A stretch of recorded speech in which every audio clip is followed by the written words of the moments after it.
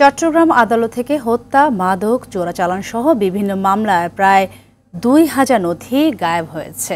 এ বিষয়ে গেল রোববার নগরীর কোতোয়ালি থানায় সাধারণ ডায়েরি করেছেন মহানগর দায়রা জজ আদালতের public prosecutor PP Mohammad Mofizul Haque Bhuiyan.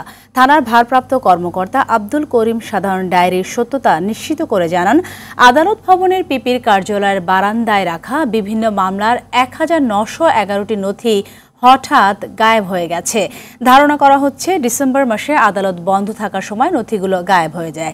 এই ঘটনায় মামলায় বিচারিক কার্যক্রম ব্যাহত হওয়ার আশঙ্কা রয়েছে। নথিগুলো খুঁজে বের করতে তদন্ত চলছে বলেও জানান তিনি।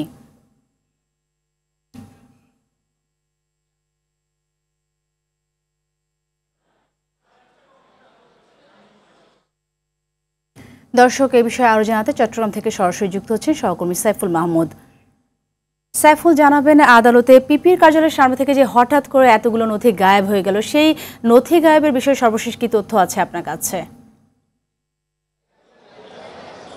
জি সাথী, আসলে যেমনটি বলেছেন, চট্টগ্রামের আদালতের ভবন থেকেই কিন্তু ১,৯১১টি নথি কিন্তু আসলে গায়েব হয়েছে। যেই জায়গাটি থেকে গায়েব হয়েছে আমরা আসলে সেই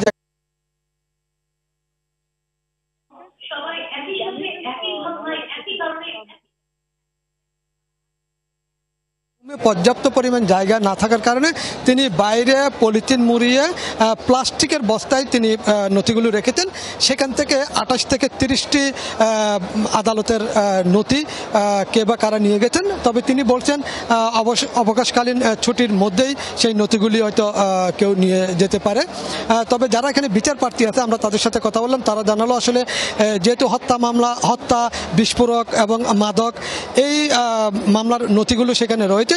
আসলে তারা বিচার নথিগুলি যদি পাওয়া না যায়, তারা সুষ্ঠু বিচার পাবেন কিনা সেটা নিয়ে কিন্তু তারা সন্দিহান রয়েছেন। এবং একই সাথে আমরা কথা বলেছিলাম জেলা আইনজীবী সমিতির সভাপতি আশরাফ হোসেনের সাথে। তিনি জানিয়েছেন আসলে এটি কোনো ধরনের আসলে পূর্ব পরিকল্পিত ঘটনা হতে পারে। যেহেতু নথিগুলো বাইরে ছিল, হয়তো কেউ জেনে বুঝে এই কাজটি করেছে, এটা তিনি বলছেন।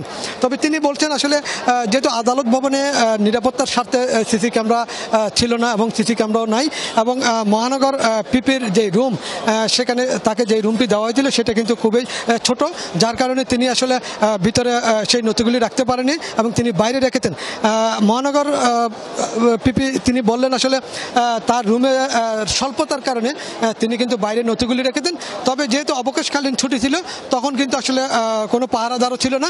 যদি পাহারাদার থাকতো তাহলে কিন্তু হয়তো নথিগুলি হারানো যেত না বলে তিনি মনে করেন। তিনি আরেকটি বিষয় জানিয়েছেন, তিনি বললেন আসলে হয়তো কোনো টোকাই কাগজ মনে করে হয়তো সেগুলো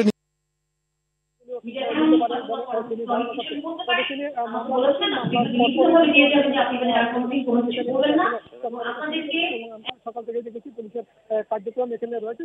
তবে এখানে কিন্তু যারা বিচার প্রার্থী আছে তারা কিন্তু উৎসবের মতো আসছেন এবং যারা উচিত রয়েছেন তারা কিন্তু বিস্ময় প্রকাশ করছেন আদালত ভবন থেকে কিভাবে আসলে এতগুলো নথি গায়েব হতে পারে। তবে যারা বিচার প্রার্থী আছে তারা জানালো আসলে এগুলো থেকে বের করার প্রয়োজন আছে, যেহেতু আসলে কে নিরপরাধ কে। ধন্যবাদ সাইফুল।